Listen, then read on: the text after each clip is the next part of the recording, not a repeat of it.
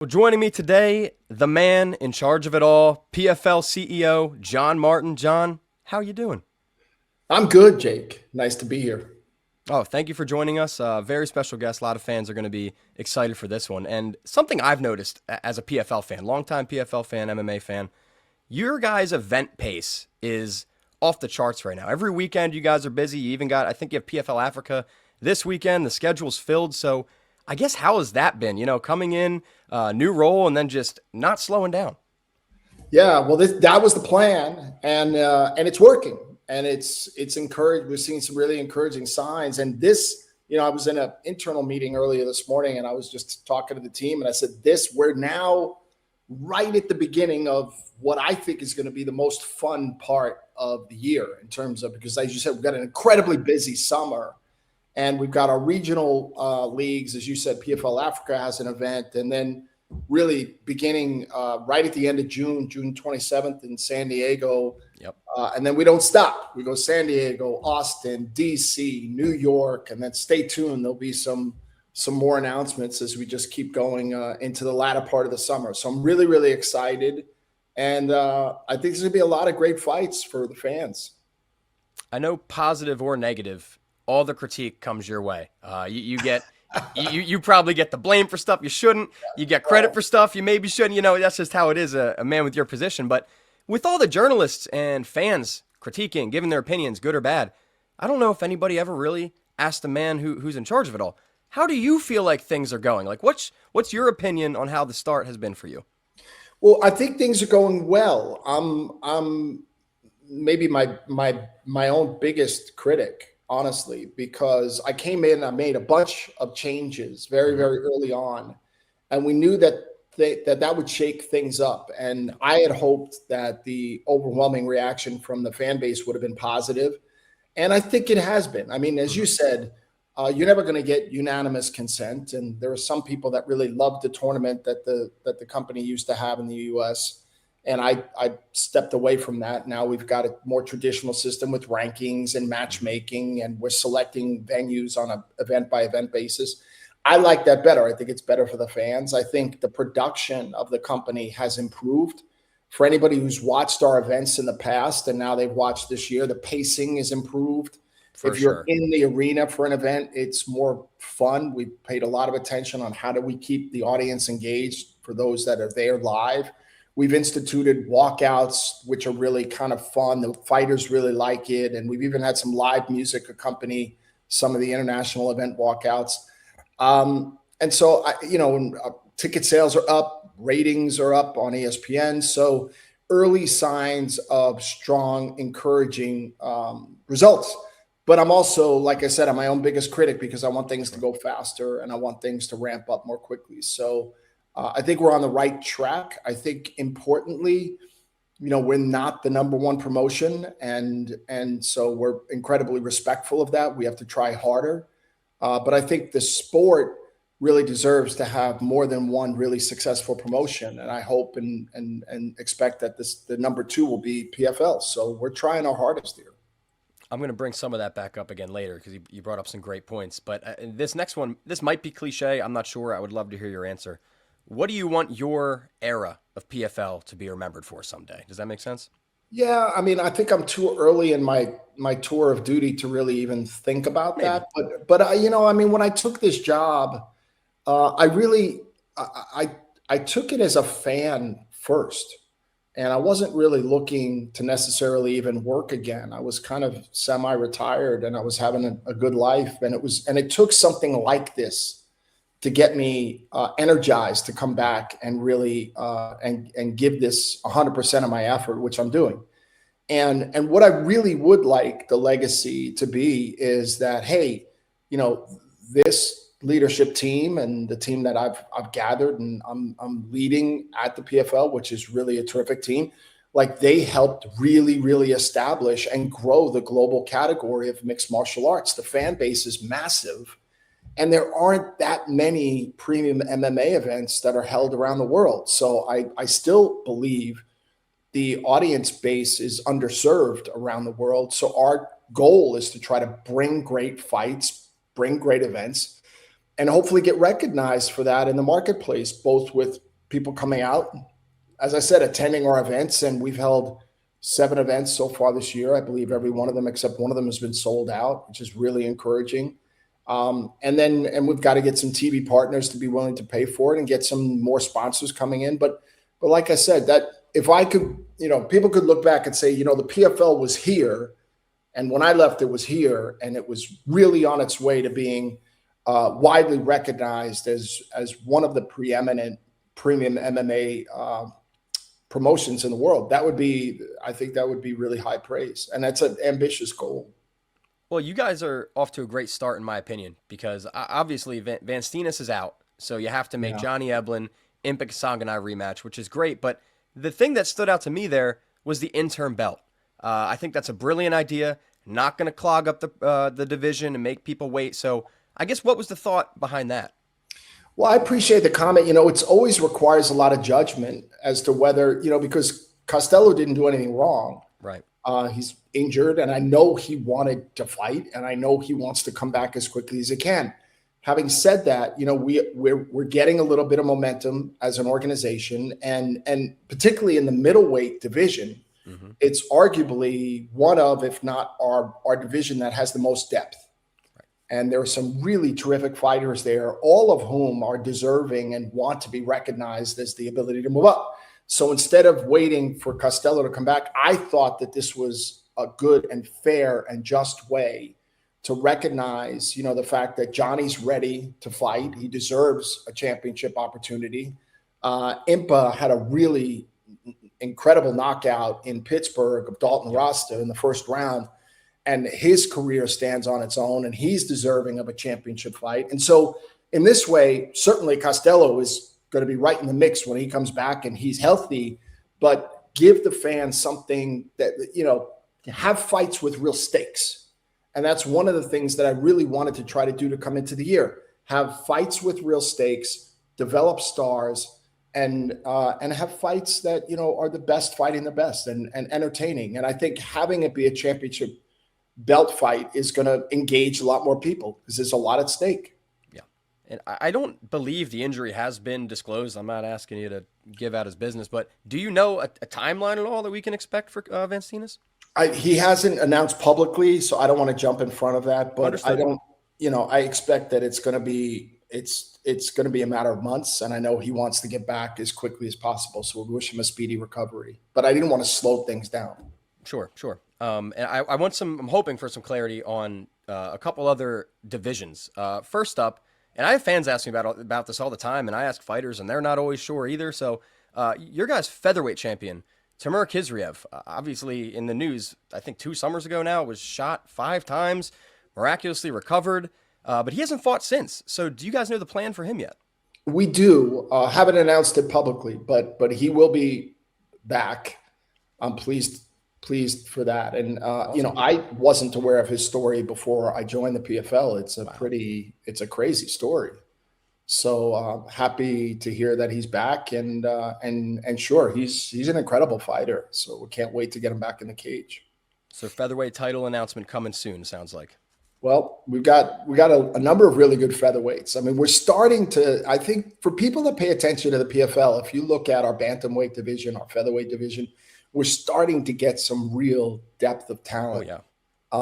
And then, of course, the lightweight division, we're kind of stacked right now, and middleweight division, we're really stacked, and, maybe a little bit less so at welterweight, a little bit less so at light heavyweight and heavyweight. Heavyweight's a challenge for everybody, but we've got a number of folks that we're looking to sign and really want to compete at an elite level in every single division we have.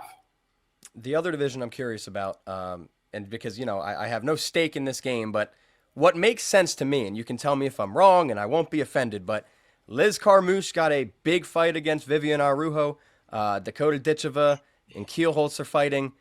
Are those 2 title eliminating fights you think the winners of both of those fight each other for the title? I think probably yes. That's the fight that I think makes the most sense. I don't want to prejudge an outcome because they both have to win. Right. And clearly, the other fights that are happening in San Diego are really great fights too. I mean, Jen Bishop and Ariane Lipsky, and Liz has got a really tough opponent. Yeah. But if she wins, and I know that some people have said, that's a title fight that should have already been set. Sure. And maybe that's the case. I think we're doing things that we think are in the best interest of the division and the sport. Dakota's been out for a long time. She had promised Denise Kielholz a fight, so that fight will happen. So we'll see what happens. Dakota's putting her 15-0 record on the line. Liz is a tried and true champion. Tough fights for both of them, and we'll see what happens. I'd like to really be in a position to crown a champion in the 125 women's division before the end of this year, and that's the expectation. Love it. That's great news for myself and all the fans out there. But just talking about these stars, we just talked about, 5 or 6 stars just casually. You guys are growing the roster. Household names are popping up all over the place. My question, though, is, I guess, how do you guys maintain that, if that makes sense? Obviously, the one of the stories out is Usman Nurmagomedov on his last contract. So he's going to be someone you're going to have to deal with free agents. And just with the more big names, how do you appeal? How do you retain these people? Does that make sense? No, it makes total sense. It's something that we think about all the time, because we've got to keep a world-class roster and make all of these fights economically make sense for where we are as a promotion.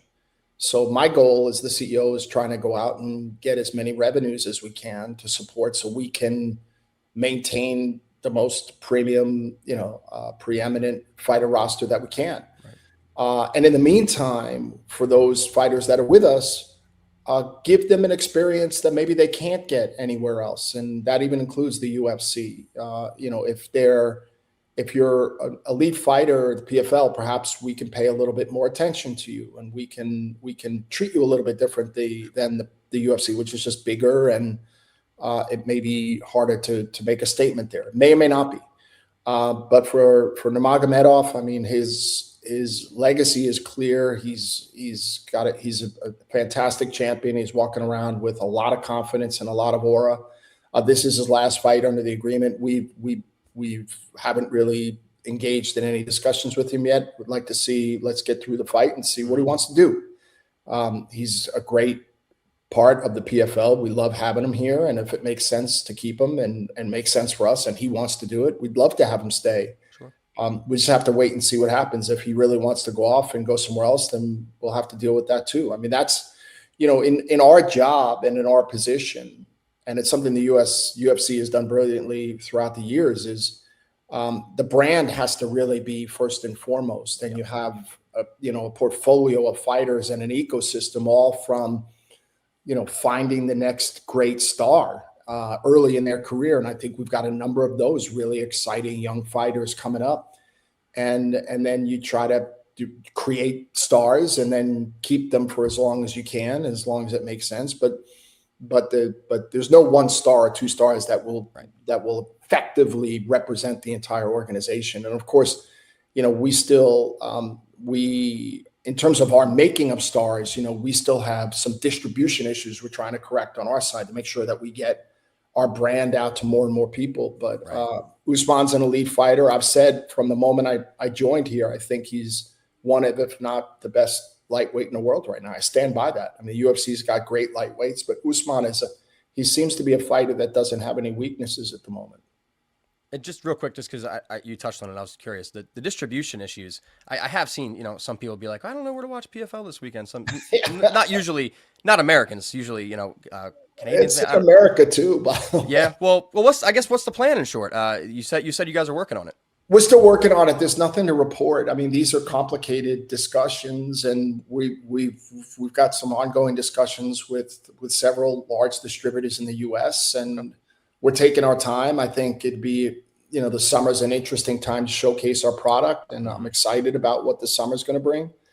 And outside the U.S., we have 26 distribution partners around the world. We could be seen in 170 countries. In some odd ways, it's sometimes easier to find us outside the U.S. than it is inside the U.S. And we're trying to improve that.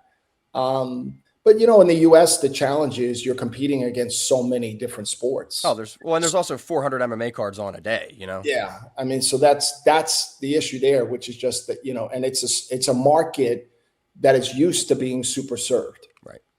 So that's why even, where we've gone to some of our live events has been, I think, a bit of an interesting strategy, like taking our first US event this year to Pittsburgh, which was underserved from an MMA standpoint.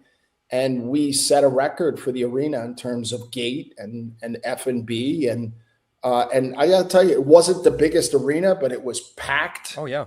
And from the second fight, it was basically full, and it was loud, and it was rocking. And, I got a lot of great feedback from people who were at the event itself. And so those are interesting markets for us in terms of making sure that we're getting our product out to really true MMA fans, because there's a lot of them. They're everywhere. Mm-hmm. Well, I mean, just the fact you even acknowledged it gives me faith, this like, hey, they're actually working on this problem. So I think that was a great answer in and of itself, even if there's nothing concrete yet.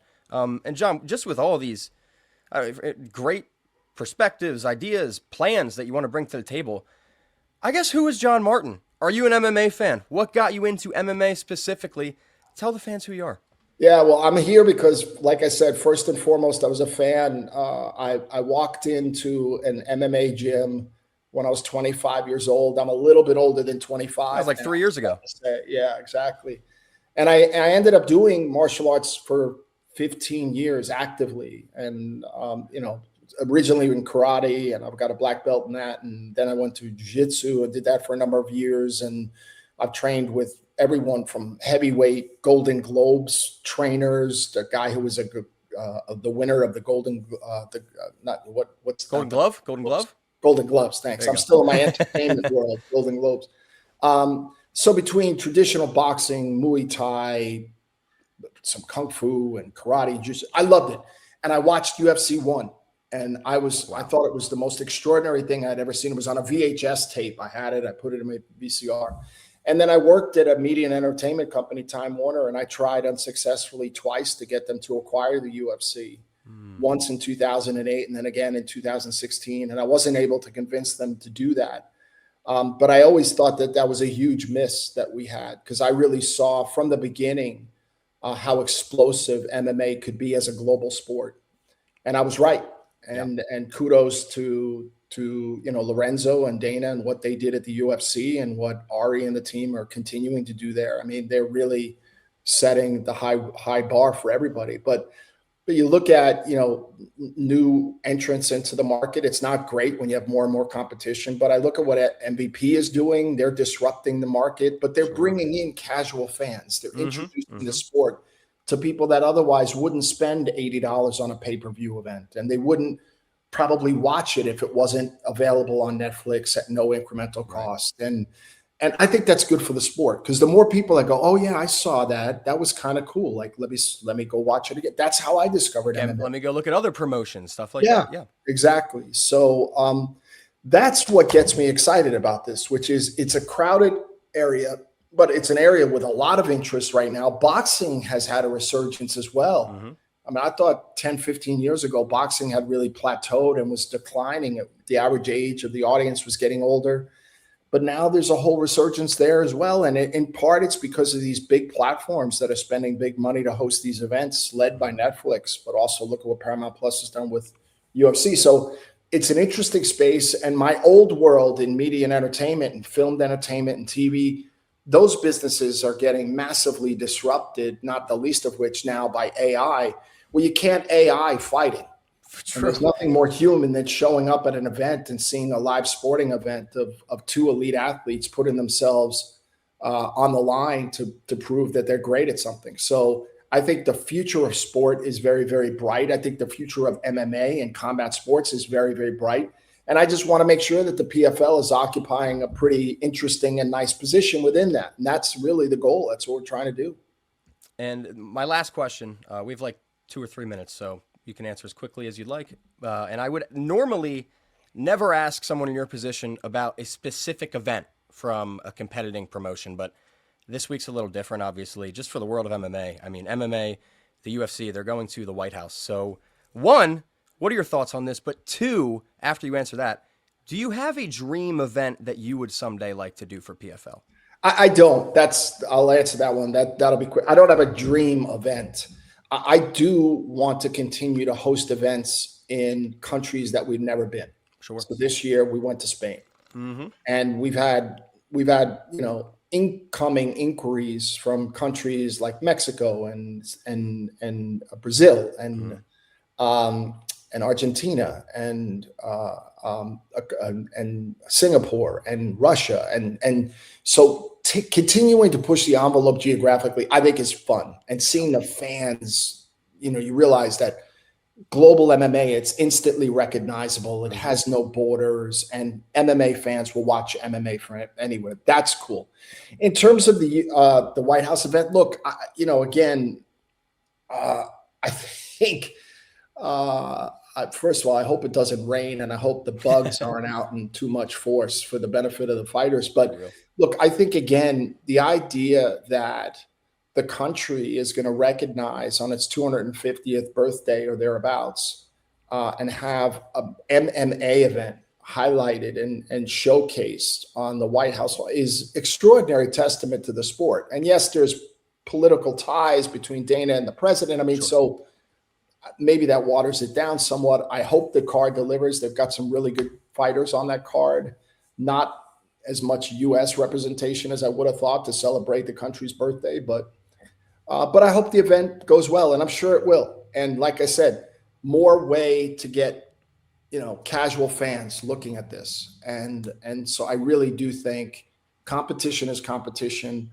But it also highlights that, the big event of the White House, the big event of what MVP just did, and the benefit of being with Netflix. I mean, the more that we can put forward and get people to recognize that we have fighters that are just as good as any other promotion in the world, that's my challenge, which is what I'm trying to do. I think people will increasingly embrace the PFL. Well, as a business owner yourself here, I would imagine being at the very top of this growing sport is just good for you guys in general. So it should be. And that's what we keep saying to ourselves. It's not an easy sport. I mean, I don't have an easy job, but it's fun being in the live sports business. I mean, you get bad news all the time. Like when Costello got injured, that's part of the sport. I mean, injuries happen to everybody. We've been hampered. I think 3 of our cards this year so far have been hurt by injury, but that's always going to be the case. But it's a fun sport, and it's fun the passion of MMA fans is really extraordinary. And the only other thing I've ever seen anything like it, because I used to play soccer and I'm very much into the World Cup coming up, is when you start to see the passion that soccer or football fans have for their countries is extraordinary. So I'd like it to get to be that people are as passionate about the PFL and its fighters as other world-class promotions.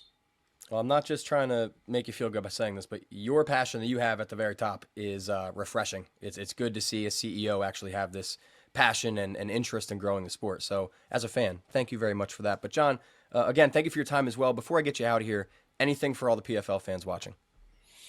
No, watch. That's what we need. We need support. Watch. And if you want to come out to these arenas and see, these shows are really, really fun. And as I said, I'm proud of what we've done in the arena. The shows are paced much better. There's less time in between events. And like I said, it took me to attend the first UFC event that I went to, which I think was in 2005 or 2006 in the Mandalay Bay in Vegas. Yeah. And it was me being in the arena and experiencing the energy and the passion, even back then, that fans had, that I said, this is what sets this sport apart from most others. I mean, I've been to baseball games where you could fall asleep between the innings, inning 3 and inning 8, and nobody would give a shit. You can't do that in an MMA. So come and support us, because it's with the fan support that we will persist and succeed. Well, John Martin, thank you very much. Ladies and gentlemen, PFL's website, Instagram, Twitter, all that stuff. There's fights coming up constantly. Make sure you're tuning in. And John, kick some ass, all right? I appreciate it. Thanks for the support. Talk to you soon, I hope. Yes, please. Thank you very much.